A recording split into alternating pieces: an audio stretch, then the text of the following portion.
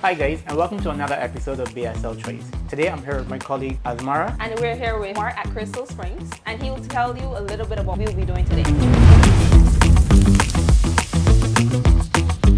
Today we're gonna sear some chicken breast, and we're gonna make a warm salsa with some corn and some red onions, some peppers, some tomatoes, and some garbanzo beans.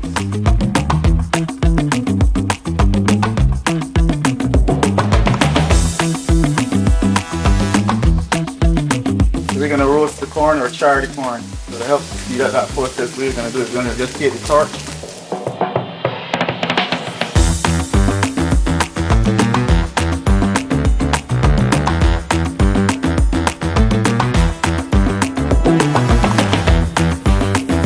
I would try that, but the food will end up on the ground. Taste test. It's Asmara's cooking.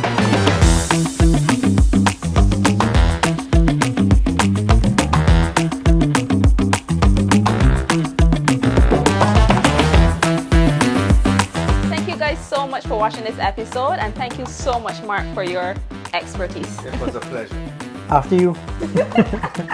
Alright, let's go ahead. I think it tastes way better than when we first started.